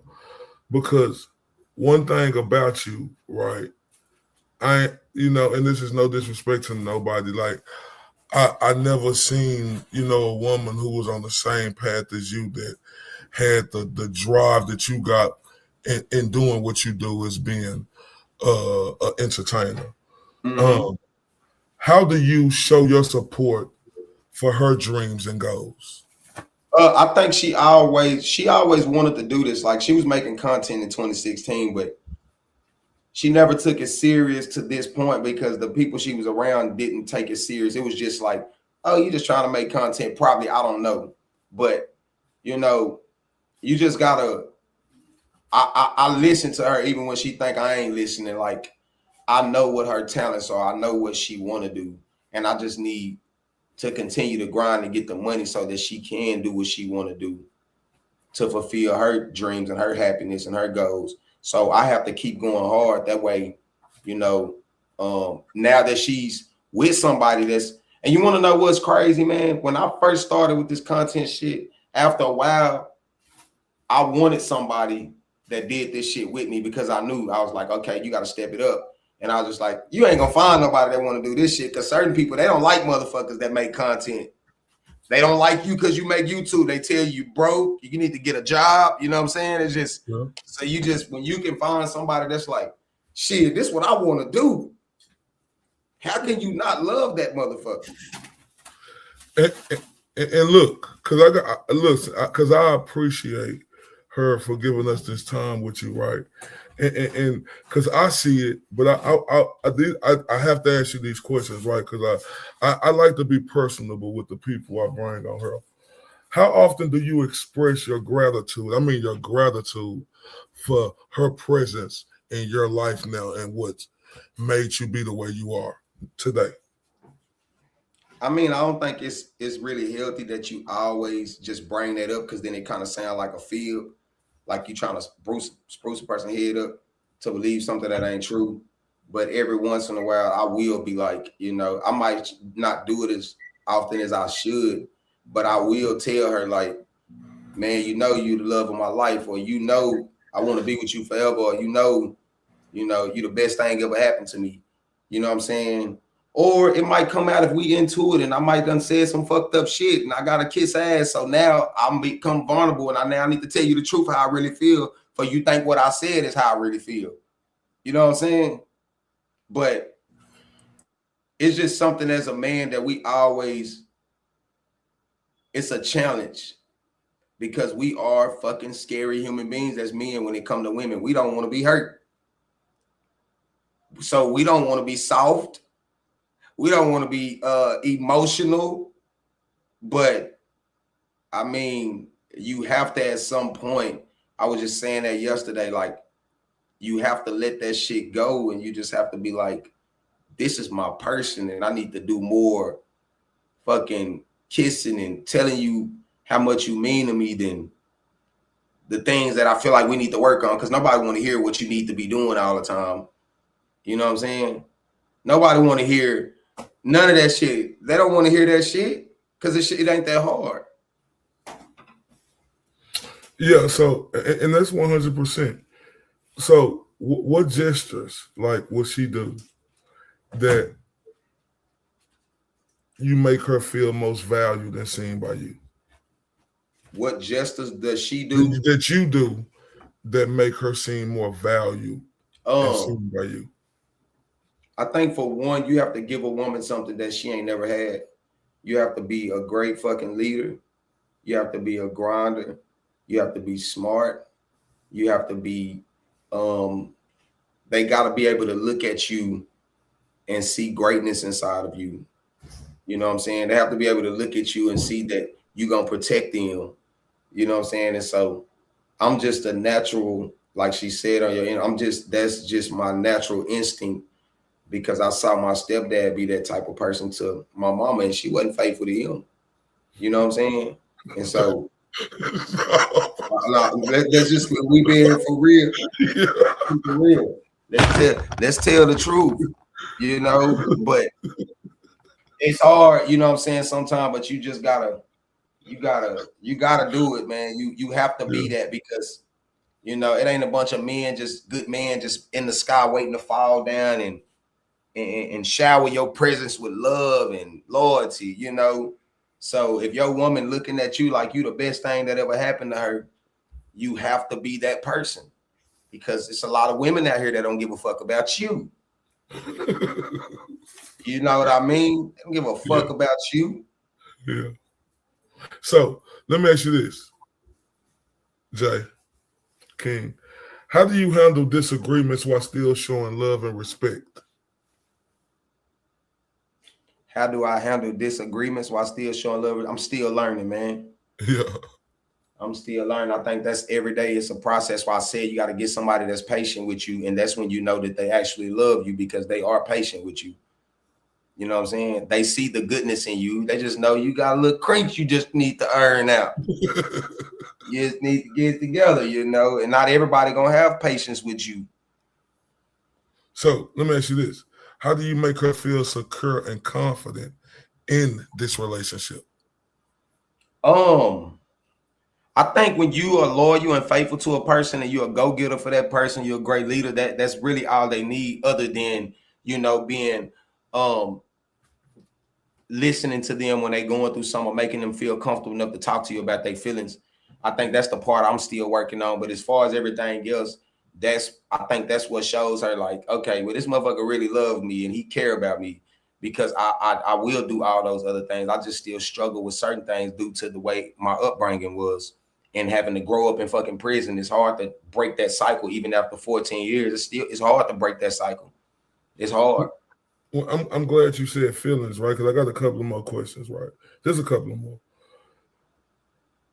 In what ways do you actively listen to her now about her thoughts and feelings? I'm still struggling. I can't lie to you because I'm never been through that line. I got to tell you the truth. We always are working hard. She have to be. It takes a woman with patience. That's how I knew that this was the person I was supposed to be with, because I'm not an easy person to love. But I'm working on it.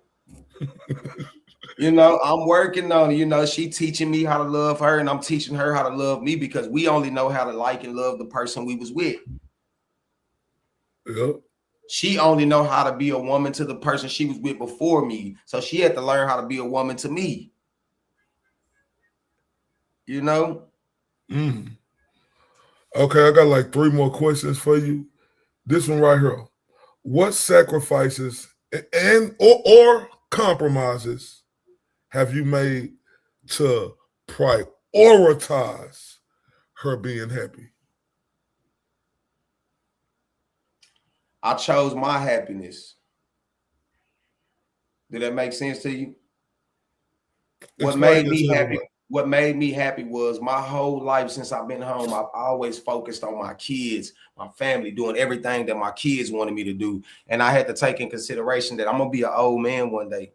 And if dad never finds happiness and never allows somebody to take time away, you know, to be my woman and allow me to be their man 100%, then my kids going to grow old one day. And they're going to find somebody that they're going to love more than me. And I'm going to be shit out of luck with nobody. You understand what I'm saying? And in the process of that, I had to sacrifice, you know, my kids getting over that dad is not with mom and dad has moved on with his life and he's got a woman, and, you know, they going through their little old things and they mad at me. You know what I'm saying? To the point my oldest told me, you're not my dad anymore. And it's like, well, I still love you, but dad got to find somebody that makes him happy. And I still love you. And if you need something, if you want to come see me, I'm always be here. But like I said, I chose my happiness. That's the only way I was able to, you know, show her the things that I've shown her since I've been with her, as far as devoting my time and dedicate my energy and everything to the person I'm with. So let me ask you this, because I know it's real. What's the first thing about her that made your heart skip a beat?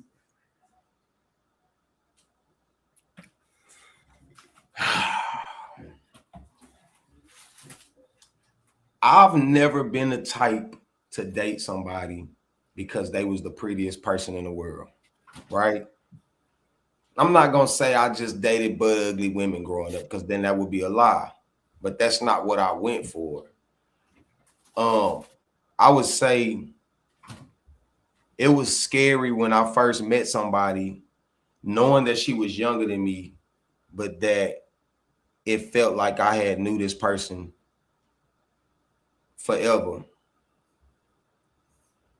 You know, the conversation seemed like we talk every day. The way a person was just didn't want me to leave. You know, that shit was scary. You know, I never ever in my life believed you can love somebody when you first meet them, right? And when I first saw her, I was like, I love this motherfucker. You hear me?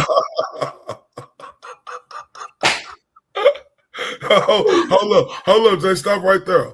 Because I want to know this. Which one of her little quirks, she do? Well, I mean, one little something she do that make you feel like something. No. That make you find her secretly irresistible. The fucking care and concern. Yeah. The fucking rubbing your motherfucking beard or trying to pop your bumps or small shit like making my plate, just trying to make it the best. You know what I'm saying? Like, you like, damn, where my shit at? I'm hungry than a bitch, but a motherfucker just trying to make sure that everything they do for you is just perfect. You know what I'm saying? It's because they in a happy state of mind and they just want you to just be the happiest man alive. And you can feel it, even if you don't acknowledge that that's what's going on. You know in your head, like, okay, this motherfucker love me. Like, that shit'll make you feel immortal. Yeah, let me ask you this. How often do you whisper things in her ear that make her blush? Well, I ain't gonna lie and say I just do that a lot, but I'm a touchy-feely type of person. Like, I'm always kissing and hugging, and I make sure before I go to sleep, I be like, I love you. You know what I'm saying? Like, it's just certain things you find yourself doing that you normally didn't used to do. You be like, who the fuck am I? The fuck is going on with me? So it's a scary situation. That's why I always tell her ass, you better hope that this is it. Because it's either me or nobody. Shit is over. Okay, let me ask you this. This is the last one. I got a lot. I could keep going, Jay, but this is the last one. If she asked you to prove your love right now, my God, what would you do? Can we be brutally honest? Yeah. I never ate ass in my life until I met her. So I'll be like, bring that ass here. Cause you know what type of nigga I am. You know I'm stomped down, cutthroat. I ain't for the boo-boo, foo-foo bullshit. Look, everything I'm doing to you, you need to understand that I never done this to nobody. So please know that I have crossed the line with you, young lady. You understand what I'm saying? Because, nigga, I've been thorough cutthroat. Look, I'm just trying to, hey, where that dough at? I gotta go. I ain't finna be making love to you and kissing your toes and whoop-de-whoop, even with a person I was with for all them years. No, we being completely honest. Yeah.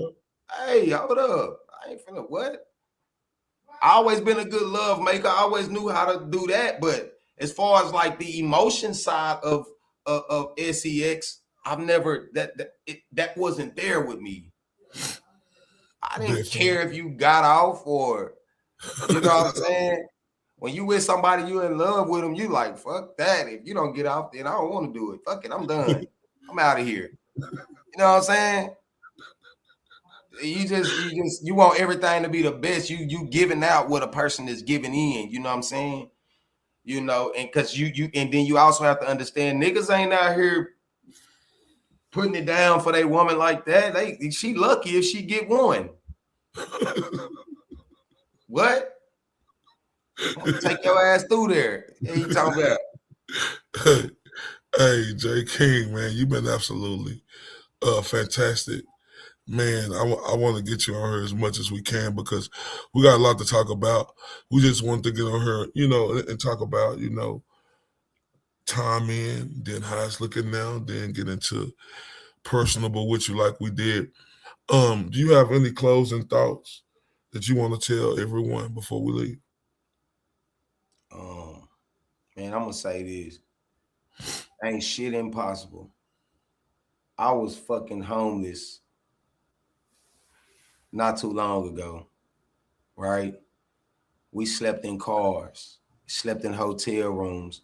We jumped from my sister's house to my partner house to my homegirl house. We door dashed our motherfucking life away all day long, made enough money to share a fucking hamburger. And we're on our second house right now. So anything you want to do, you can fucking do it. Don't get discouraged. Don't tell yourself like Cat Williams say, sometimes your brain don't know you bullshitting.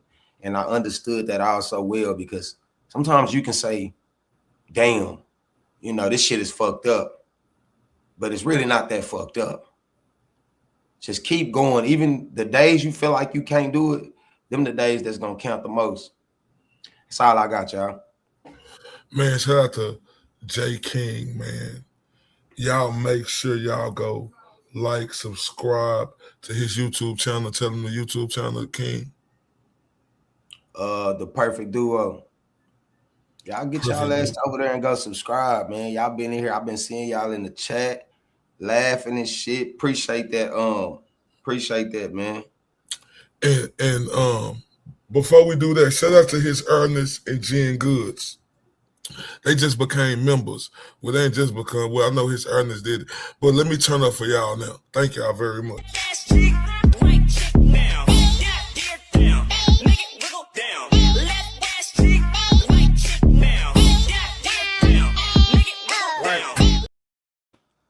Man, KYNG, I appreciate you tonight. Man, I hope you have a great rest of your night, and I look forward to talking to you soon. You took the whole night, nigga. Shit. I'm lucky if I get some ass now, nigga.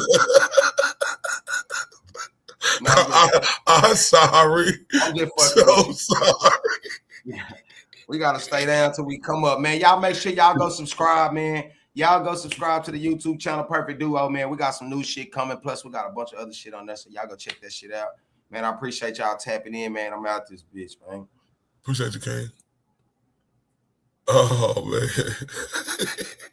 It's not so like Hey, man, y'all make sure y'all go run over there, man. Go run over there and subscribe to them, man. I'm finna give y'all a chance because I got to play this music. We got that visual coming soon. It's just a little something.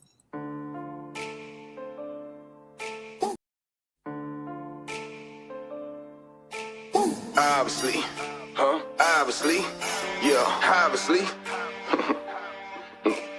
Obviously, yeah, obviously.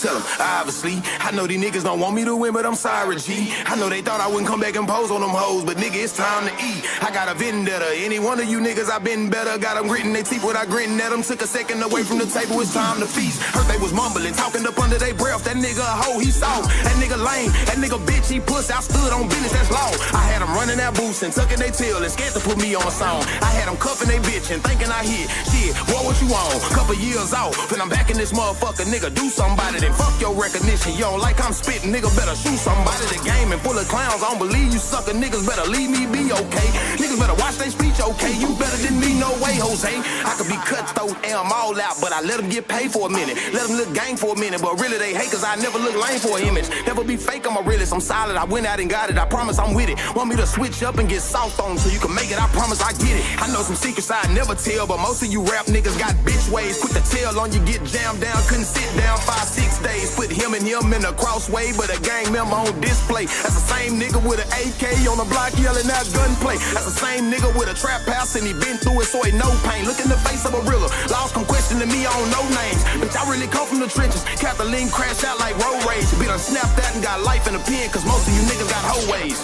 Man.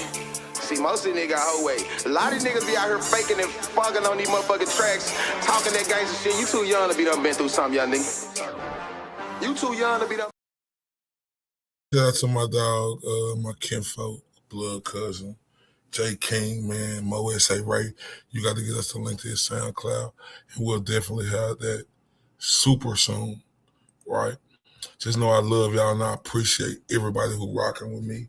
Y'all the absolute truth, the whole truth, and nothing but the truth, and I put that on everything. And thems, do you hear me? Love y'all to death. Y'all have a good night. See y'all soon. TRUF. Truth. He's the mirage in the rearview glass. It's Ray from Dallas. Let slip past. Was he here? Was he there? Was he ever mine? Ray from Dallas? Just a trick played by time. This dude is savage as fuck. Or just a dream? What up, Ray from Dallas? Ray from Dallas, tell me true. He's fine. Hi, Ray. This appears to be a black man. Ray from Dallas. Let's take this walk. Is he real or just a dream?